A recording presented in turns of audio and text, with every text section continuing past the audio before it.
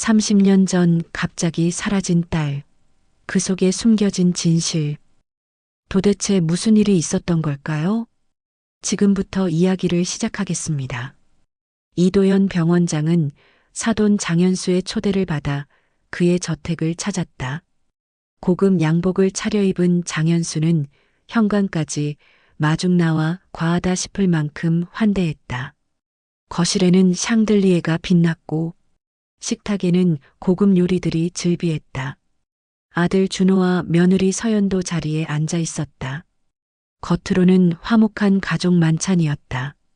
형님, 오늘은 병원 확장건으로 좋은 소식을 전하고 싶어서 모셨습니다. 장현수는 와인잔을 들어 올리며 미소 지었다. 도연은 고개를 끄덕였지만 어딘가 불편한 기운이 느껴졌다. 서연의 표정이 지나치게 경직되어 있었고 준호는 아버지 눈치만 살폈다. 식사가 한창일 때였다. 주방 쪽에서 갑작스러운 고성이 들려왔다. 이것도 못해? 도대체 뭘 하고 있었어? 서연의 목소리였다. 이어서 무언가 깨지는 소리와 함께 비명이 터져나왔다. 도연은 자리에서 일어나려 했지만 장현수가 손을 들어 제지했다. 아, 그냥 가정부가 실수를 좀 했나 봅니다. 신경 쓰지 마세요. 그러나 도연은 이미 주방 쪽으로 시선을 돌렸다. 반쯤 열린 문 사이로 한 여성이 보였다. 40대 후반으로 보이는 그녀는 낡은 앞치마를 두른 채 바닥에 엎드려 깨진 접시를 줍고 있었다. 서연은 그녀의 어깨를 거칠게 잡아 끌며 욕설을 퍼부었다. 너 같은 게 돈을 받고 일을 해? 당장 치워. 도연의 심장이 멎는 것 같았다. 가정부의 옆모습이 어둠 속에서도 또렷했다. 그 눈매, 그 이마의 곡선, 그리고 움츠러든 어깨의 각도까지 30년 전 사라진 딸 민서의 모습이 겹쳐졌다. 아니, 단순히 닮은 게 아니라 너무나 똑같았다. 손에 쥔 포크가 덜컥 떨어질 뻔했다. 형님? 장현수의 날카로운 목소리가 도연을 현실로 끌어당겼다. 그는 짐짓 태어난 척하며 물잔을 들었으나 손이 떨리는 것을 숨길 수 없었다. 장현수는 도연의 시선을 따라가다가 주방 쪽을 힐끗 보더니 곧바로 문을 닫아버렸다. 저 여자는 좀 둔한 편이라서요. 요즘 사람 구하기가 어렵습니다. 도연은 억지로 고개를 끄덕였다. 그러나 머릿속은 복잡했다. 저 여자는 누구인가? 왜 민서와 이토록 닮았는가? 그리고 무엇보다 왜 장현수는 자신이 그녀를 보는 것을 막으려 했는가? 식사가 끝나고 도연이 일어서려 할 때 장현수가 그의 팔을 슬쩍 잡았다. 형님, 오늘 본 건 그냥 잊으시는 게 좋습니다. 그의 목소리는 낮고 차갑게 가라앉아 있었다. 괜한 관심은 문제를 만듭니다. 우리 모두를 위해서요. 도연은 등골이 서늘해지는 것을 느꼈다. 이것은 단순한 조언이 아니었다. 경고였다. 협박이었다. 그는 아무 말 없이 고개만 끄덕이고 저택을 나섰다. 차에 오르는 순간 뒤를 돌아보니 2층 창문에서 누군가 자신을 내려다보고 있었다. 바로 그 가정부 한수정이었다. 그녀의 눈빛에는 공포와 절망, 그리고 희미한 무언가가 담겨 있었다. 집으로 돌아온 도연은 서재 문을 잠그고 깊은 한숨을 내쉬었다. 떨리는 손으로 책장 뒤편에 숨겨진 금고를 열었다. 그 안에는 30년 동안 한 번도 꺼내지 못했던 낡은 가죽 상자가 있었다. 먼지가 쌓인 상자를 조심스럽게 열자 빛바랜 사진첩과 작은 분홍색 신발 한 켤레가 나왔다. 첫 장을 넘기자 5살 민서의 환한 미소가 그를 맞이했다. 도연의 눈가가 뜨거워졌다. 사진 속 민서의 눈매, 미간의 주름, 웃을 때 살짝 올라가는 입꼬리. 오늘 본 그 가정부 한수정과 너무나 닮아 있었다. 아니, 단순히 닮은 수준이 아니었다. 30년이라는 세월이 흘러나이든 민서의 모습 그 자체였다. 민서야. 도연은 사진을 가슴에 꼭 안았다. 30년 전 그날이 생생하게 떠올랐다. 놀이터에서 놀던 민서가 사라진 날. 경찰은 수개월간 수색했지만 아무것도 찾지 못했다.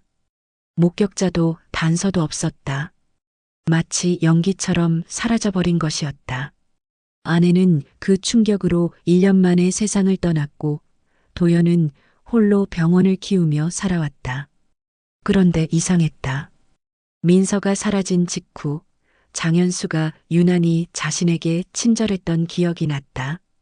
매일같이 찾아와 위로했고 심지어 사업 자금까지 빌려주겠다고 제안했다. 당시에는 고마운 줄만 알았다. 하지만 지금 생각해보니 그의 태도에는 묘한 구석이 있었다. 너무 과한 친절, 너무 빠른 접근, 그리고 그 이후 급격하게 확장된 그의 사업. 도연은 전화기를 들었다. 김비서 나야. 급한 일이 있네. 내일 아침 일찍 사무실로 와주게. 목소리는 침착했지만 심장은 미친 듯이 뛰고 있었다. 다음 날 새벽 김비서가 도연의 서재로 들어왔다. 20년 넘게 함께 일한 그는 원장의 표정만 봐도 심상치 않음을 알아챘다. 무슨 일이십니까? 도연은 한수정의 사진을 건넸다. 어제 저택에서 몰래 찍은 것이었다. 이 여자를 조사해주게. 한수정이라는 이름으로 장현수 집에서 가정부로 일하고 있어. 과거 기록, 출생증명서, 모든 걸 찾아봐. 김비서는 사진을 받아들고 잠시 멈칫했다. 이분이 혹시 그도 민서를 기억하고 있었다. 그래, 자네도 보이지? 조용히 그리고 철저하게 조사해줘. 장현수가 눈치채서는 안 돼. 사흘 후 김비서가 두꺼운 파일을 들고 돌아왔다. 그의 얼굴은 창백했다. 원장님, 이상합니다. 한수정의 기록이 조작된 흔적이 있습니다. 도연은 파일을 펼쳤다. 한수정은 고아원 출신으로 되어 있었다. 그런데 출생 기록이 모호했다. 30년 전 갑자기 등장한 것처럼 보였고 그 이전의 기록은 아예 존재하지 않았다. 고아원 원장에게 확인했습니까? 예, 그런데 30년 전 당시 원장은 이미 사망했고 기록도 화재로 대부분 소실됐다고 합니다. 너무나 깔끔하게 지워졌습니다. 김비서는 다음 페이지를 넘겼다. 더 이상한 건 한수정이 장현수 집에 들어간 시기입니다. 정확히 30년 전 영애가 실종된 바로 그 해입니다. 도연의 주먹이 꽉 쥐어졌다. 책상 위에 펜이 부러질 듯 휘어졌다. 장현수, 그는 이를 악물었다. 모든 퍼즐이 맞춰지기 시작했다. 장현수가 민서를 납치했다. 그리고 30년 동안 자신의 집에 가두고 가정부라는 신분으로 살게 만들었다. 그렇게 자신의 눈앞에서 손이 닿을 듯 말 듯한 거리에서 딸을 감춘 것이다. 원장님, 어떻게 하시겠습니까? 김비서가 조심스럽게 물었다. 도연은 창밖을 바라보았다. 저 멀리 장현수의 회사 건물이 보였다. 증거를 더 모아야 해. 확실한 증거 없이는 그를 무너뜨릴 수 없어. 그리고 그는 민서의 사진을 다시 꺼내 들었다. 내 딸을 반드시 되찾을 거야. 도연은 밤늦도록 30년 전의 기억을 되짚었다. 민서가 사라진 그날은 화창한 봄날이었다. 아내와 함께 동네 놀이터에 나갔고 잠깐 시선을 돌린 사이 민서는 흔적도 없이 사라졌다. 경찰은 미아 신고를 받고 출동했지만 CCTV도 목격자도 없었다. 범인의 단서는 단 하나도 발견되지 않았다. 그런데 이상한 일이 있었다. 사건 발생 이틀 후 장현수가 집으로 찾아왔다. 당시 그는 작은 무역회사를 운영하던 평범한 사업가였다. 형님, 제가 도와드리겠습니다. 제 인맥을 총동원하겠습니다. 그는 눈물까지 흘리며 도연을 위로했다. 심지어 사설 탐정까지 고용해주겠다고 제안했다. 도연은 당시 그 제안을 거절했다. 경찰 수사를 믿고 싶었고 사돈에게 폐를 끼치고 싶지 않았다. 하지만 장현수는 끈질겼다. 매주 찾아와 소식을 물었고 도연 부부가 힘들어할 때마다 나타나 위로했다. 그리고 6개월 후 그는 갑자기 사업을 확장하기 시작했다. 새로운 투자처를 찾았다며 해외 사업에 진출했고 불과 2년 만에 재산이 10배로 불어났다. 그때부터였어. 도연은 중얼거렸다. 장현수의 급격한 성공, 그리고 그 시기에 맞춰 자신에게 보인 과도한 관심. 이제 와서 생각해보니 그것은 위로가 아니라 감시였다. 도연이 진실에 가까워지지 못하도록, 수사가 엉뚱한 방향으로 가도록 유도한 것이었다. 도연은 서랍 깊숙이 보관해 두었던 오래된 신문 스크랩을 꺼냈다. 민서 실종 사건을 다룬 기사들이었다. 그중 한 기사가 눈에 들어왔다. 유력 증인 돌연 증언 번복. 사건 발생 일주일 후 놀이터 근처에서 수상한 남자를 봤다던 증인이 갑자기 진술을 바꿨다는 내용이었다. 착각이었다며 모든 말을 뒤집은 것이다. 도연은 그 증인을 기억했다. 50대 여성으로 매일 그 놀이터를 지나다니던 사람이었다. 그녀는 검은색 승용차와 회색 코트를 입은 남자를 봤다고 명확히 진술했었다. 그런데 왜 갑자기 번복했을까?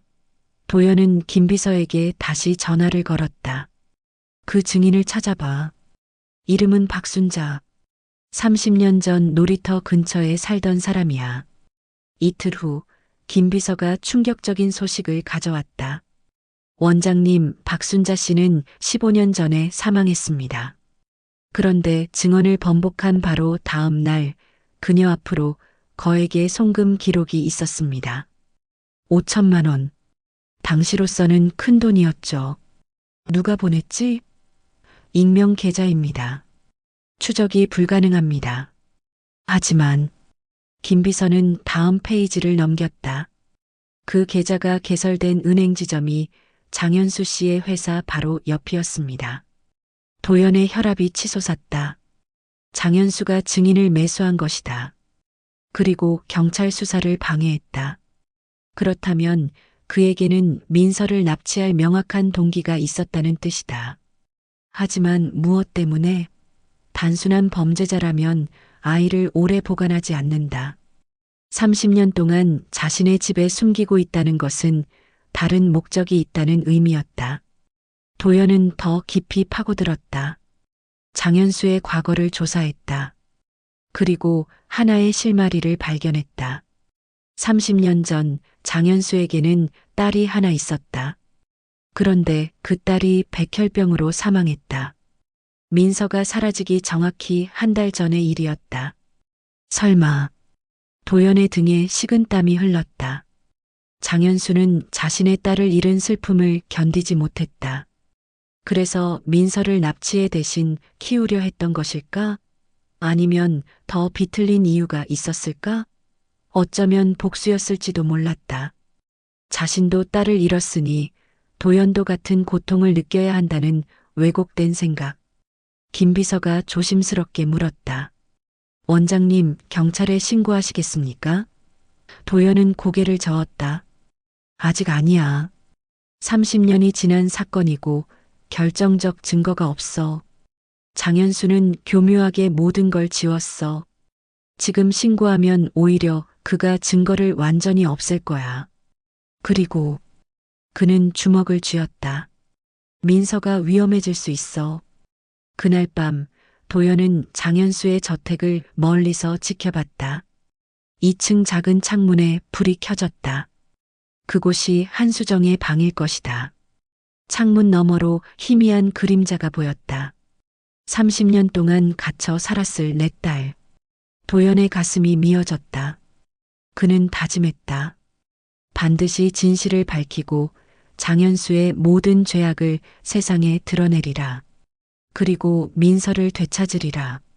설령 자신의 모든 것을 잃게 되더라도 도연은 더 이상 참을 수 없었다. 일주일 동안 장현수의 저택을 관찰하며 한수정의 일상을 지켜봤다. 그녀는 새벽 5시에 일어나 밤 11시까지 쉬지 않고 일했다.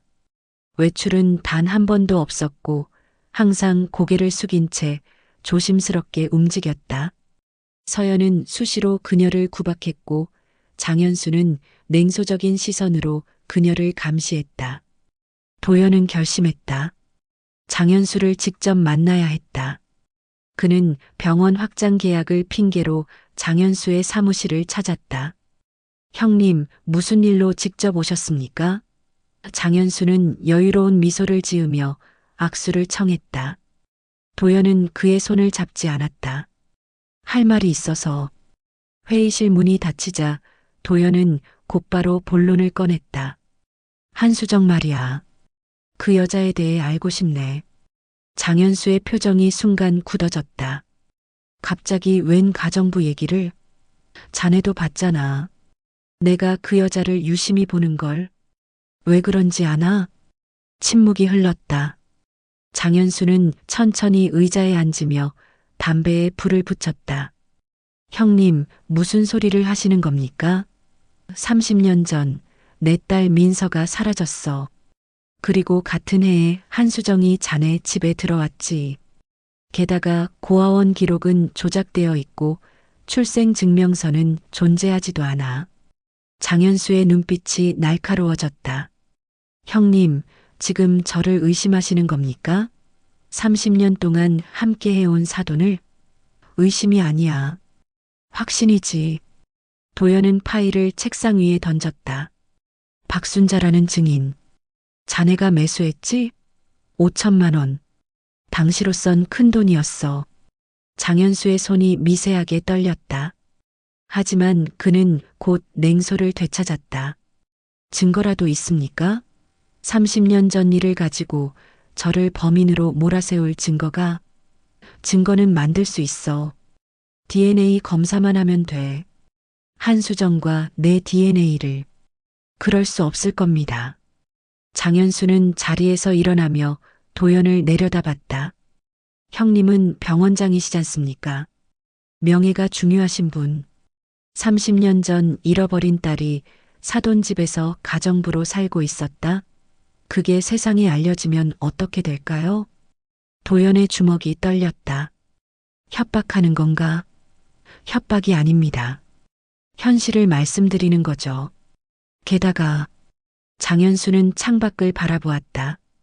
한수정은 아무것도 기억하지 못합니다. 30년 동안 세뇌당했어요. 자신이 누구인지 어디서 왔는지 전혀 몰라요. 그녀에게 진실을 말하면 정신이 무너질 겁니다.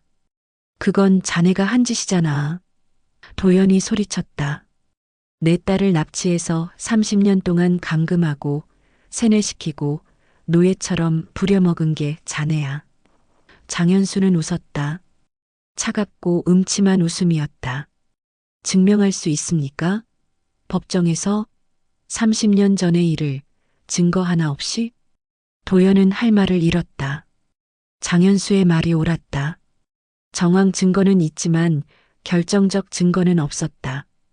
DNA 검사를 하려면 한수정의 동의가 필요한데 그녀는 장현수의 통제 아래 있었다.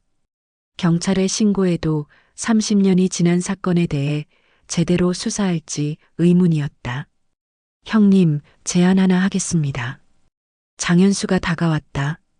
이 일은 그냥 잊으세요. 병원 확장 계약도 제가 전폭적으로 지원하겠습니다. 자금도 인력도 모두 제공하죠. 형님의 병원을 지역 최고로 만들어드리겠습니다. 대신 한수정에게서 손을 떼십시오. 그녀는 이미 제 소유입니다. 도연의 눈에 분노가 타올랐다. 소유? 내 딸을 소유라고 했나? 그는 장현수의 멱살을 잡았다. 지금 당장 수정을 내놓지 않으면 내가 직접 데리고 나올 거야. 장현수는 도연의 손을 뿌리치며 뒤로 물러났다. 그럴 수 없을 겁니다.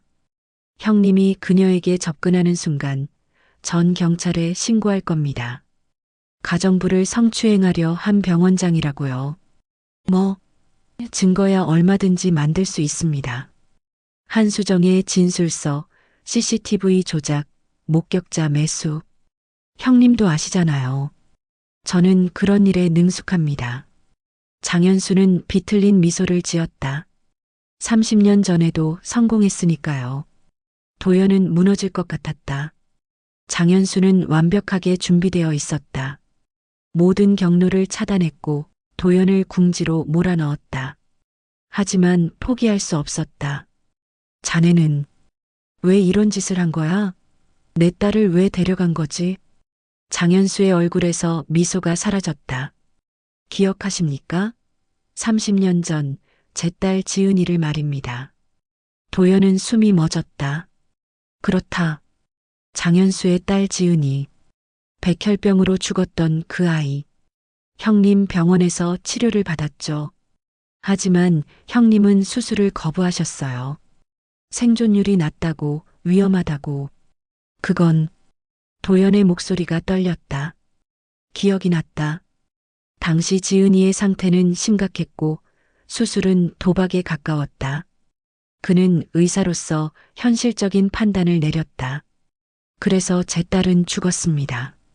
장현수의 목소리에 증오가 묻어났다. 형님이 살릴 수 있었는데 포기한 겁니다. 그래서 저도 형님의 딸을 빼앗았어요. 공평하지 않습니까? 도연은 그 자리에 주저앉을 뻔했다. 30년의 비극이 자신의 결정에서 비롯된 것이었다. 장현수의 비틀린 복수, 그리고 그 복수는 아직 끝나지 않았다. 이제 어떻게 하시겠습니까, 형님? 장현수가 물었다. 경찰에 신고하시겠습니까? 아니면 조용히 물러나시겠습니까? 도연은 대답하지 않았다. 그는 비틀거리며 사무실을 나왔다. 복도를 걸으며 한 가지만 생각했다. 수정을 구해야 한다. 어떤 대가를 치르더라도 반드시 내 딸을 되찾아야 한다. 도연은 사무실을 나온 뒤 며칠 동안 아무것도 하지 못했다. 장현수의 말이 머릿속을 맴돌았다. 자신의 의학적 판단이 지은이를 죽게 했고 그것이 민서를 잃게 만들었다. 하지만 김 비서가 새로운 소식을 가져왔다.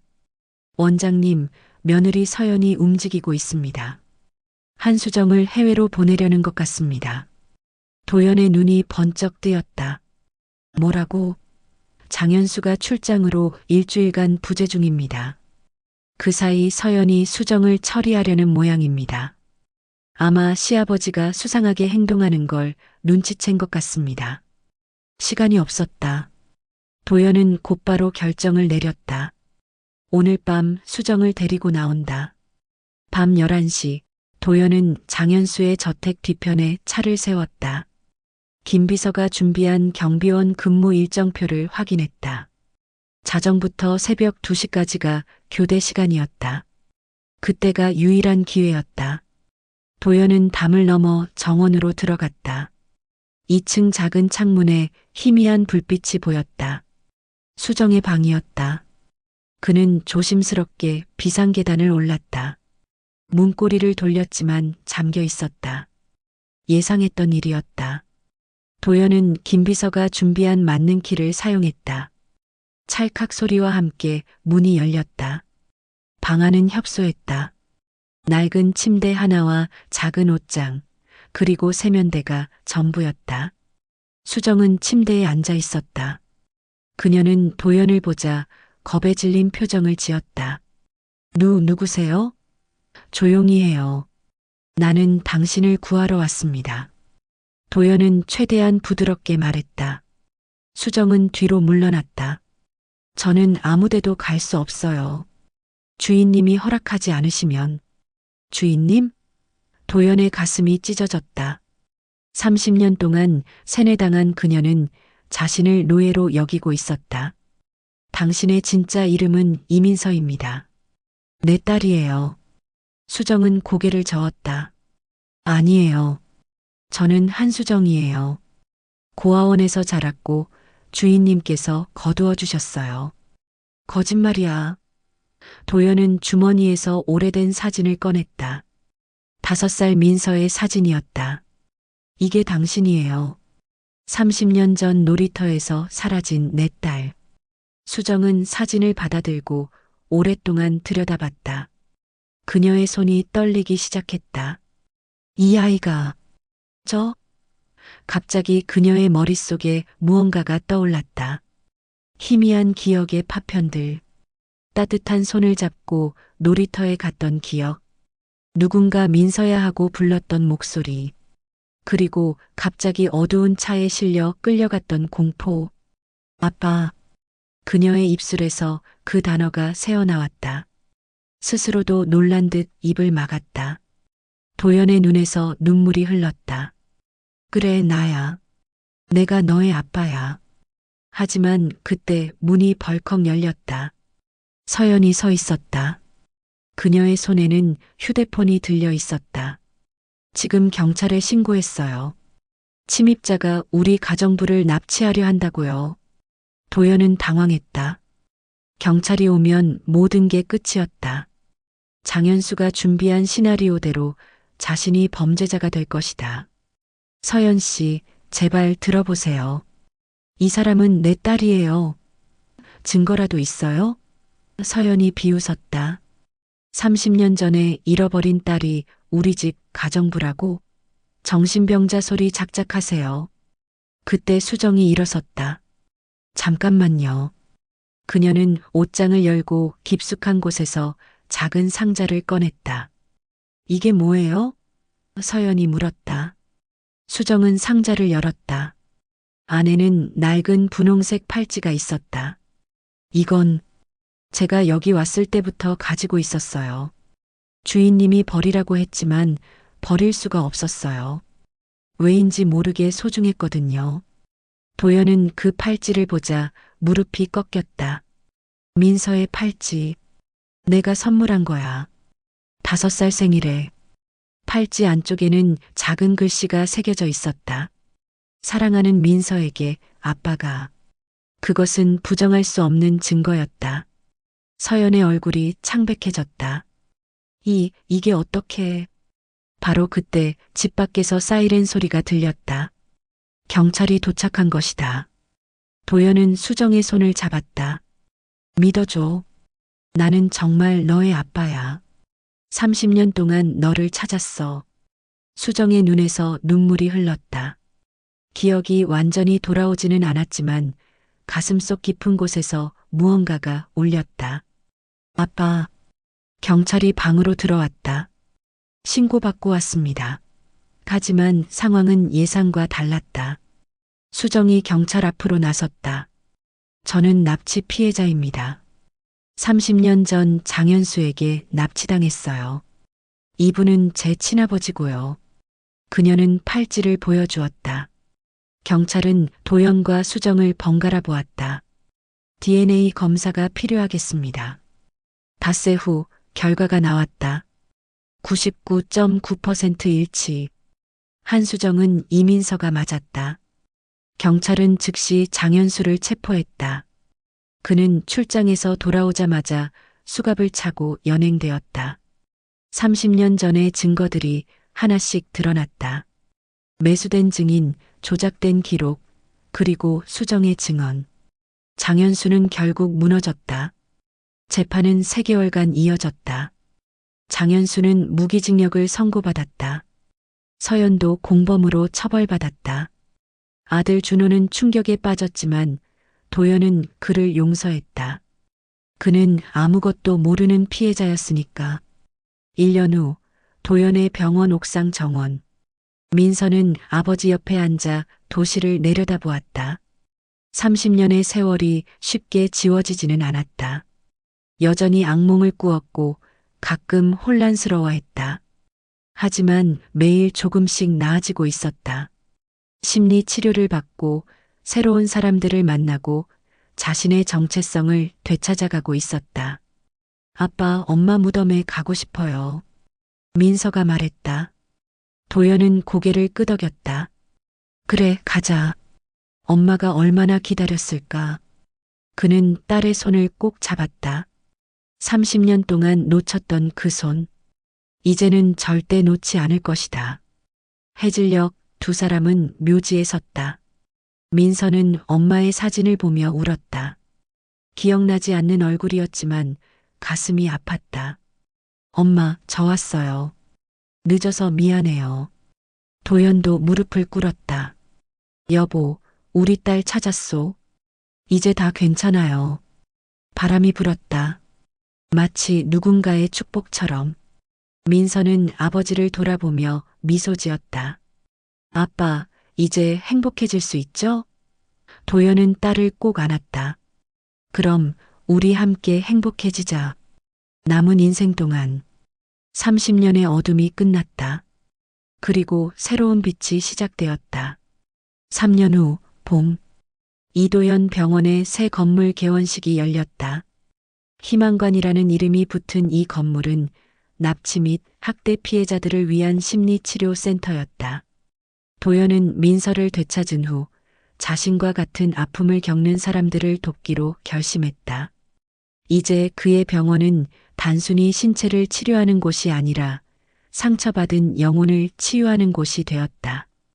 개원식 단상에는 도연과 함께 민서가 서 있었다. 그녀는 이제 이민서라는 본명을 되찾았고 심리학 석사 과정을 밟고 있었다. 30년의 고통을 겪은 그녀는 같은 아픔을 가진 사람들을 이해할 수 있는 가장 좋은 상담사가 될 것이라고 교수들은 평가했다. 오늘 이 자리는 저에게 특별한 의미가 있습니다. 민서가 마이크를 잡았다. 처음에는 떨렸지만 곧 목소리가 안정되었다. 저는 30년 동안 제가 누구인지 몰랐습니다. 이름도 가족도 꿈도 없이 살았습니다. 하지만 아버지가 저를 찾아주셨고 이제 저는 새로운 삶을 살고 있습니다. 청중들이 박수를 보냈다. 그 중에는 김비서도 있었다. 그는 민서를 찾는 데 결정적 역할을 했고 지금은 희망관의 운영이사로 일하고 있었다. 도연의 오른팔이자 민서에겐 삼촌 같은 존재가 되어 주었다. 개원식이 끝난 후 도연과 민서는 병원 옥상 정원을 걸었다. 이곳은 그들이 가장 좋아하는 장소였다. 꽃들이 만개했고 따뜻한 바람이 불었다. 아빠, 오늘 편지가 왔어요. 민서가 조심스럽게 말했다. 장현수에게서요. 도연의 표정이 굳어졌다. 장현수는 현재 교도소에서 복역 중이었다. 가석방 없는 무기징역. 그는 매달 민서에게 편지를 보냈다. 용서를 구하는 편지였다. 읽었니? 아니요. 아직은 준비가 안 됐어요. 도연은 딸의 어깨를 감싸 안았다. 천천히 해. 용서는 내 선택이야. 강요받을 필요 없어. 민서는 고개를 끄덕였다. 그녀는 아직 장현수를 용서할 수 없었다. 30년의 세월을 어떻게 용서할 수 있겠는가. 하지만 언젠가는 그 분노와 증오를 내려놓을 수 있기를, 그래서 완전히 자유로워지기를 바랐다. 그런데 아빠, 준호 오빠 소식 들었어요? 민서가 물었다. 장현수의 아들 준호는 아버지의 범죄가 밝혀진 후 큰 충격을 받았다. 그는 가족 사업을 정리하고 작은 서점을 열었다. 그리고 몇 달 전 도연을 찾아와 무릎을 꿇고 사과했다. 응, 잘 지낸다고 하더라. 이번 주에 한번 만나볼까 해. 도연은 준호를 용서했다. 그는 아버지의 죄를 알지 못했고 오히려 진실을 알게 된 후 누구보다 고통받았다. 민서도 그를 이해했다. 그들은 모두 장현수의 피해자였다. 저녁 무렵 도연과 민서는 아내의 묘지를 찾았다. 매주 토요일의 의식이었다. 민서는 꽃을 놓고 엄마에게 한 주간의 이야기를 들려주었다. 엄마, 이번 주에 첫 상담을 했어요. 너무 떨렸지만 잘 해낸 것 같아요. 그 사람도 저처럼 오랫동안 갇혀 살았대요. 제 이야기를 들려주니까 많이 위로받았다고 하더라고요. 도연은 아내의 사진을 바라보았다. 여보, 우리 딸이 정말 훌륭하게 자라고 있어요. 당신도 자랑스러워할 거예요. 그는 30년 동안 아내에게 지지 못한 약속을 이제야 지키고 있었다. 딸을 지키고 행복하게 해주겠다는 약속. 집으로 돌아오는 길 민서가 갑자기 차를 세워달라고 했다. 왜? 저기 좀 봐요. 그녀가 가리킨 곳에는 작은 놀이터가 있었다. 30년 전 민서가 사라진 바로 그 놀이터였다. 두 사람은 차에서 내려 놀이터로 걸어갔다. 민서는 그네에 앉았다. 기억나요, 아빠? 여기서 그네를 탔던 것 같아요. 아빠가 뒤에서 밀어줬죠? 도연의 눈에 눈물이 맺혔다. 그래, 맞아. 넌 하늘까지 닿고 싶다고 했지. 민서는 천천히 그네를 흔들었다. 바람이 그녀의 머리카락을 흩날렸다. 아빠, 저 이제 괜찮아요. 정말로요. 민서가 미소 지었다. 30년은 지워지지 않지만 앞으로의 시간이 더 많아요. 저는 그 시간을 행복으로 채우고 싶어요. 도연은 딸 옆에 앉아 함께 그네를 탔다. 마치 30년 전으로 돌아간 것처럼. 민서야, 사랑한다. 저도 사랑해요, 아빠. 그들은 해가 질 때까지 그곳에 앉아 있었다. 30년의 어둠은 끝났다. 그리고 이제 새로운 이야기가 시작되었다. 상처는 남았지만 치유는 계속되고 있었다. 잃어버린 시간은 돌아오지 않지만 앞으로 만들어갈 시간은 무한했다. 하늘에는 별이 떠올랐다. 도연은 그중 가장 밝은 별을 보며 생각했다. 저것이 아내일까? 우리를 지켜보고 있을까? 바람이 불었다. 마치 대답처럼. 괜찮아. 너희는 잘하고 있어. 도연은 딸의 손을 잡았다. 그리고 함께 집으로 향했다. 이제 그들에게는 내일이 있었다. 희망이 있었다. 그리고 무엇보다 서로가 있었다. 여러분 재미있게 감상하셨나요? 오늘도 즐겁고 행복한 하루 되세요. 구독과 좋아요는 저에게 큰 힘이 됩니다.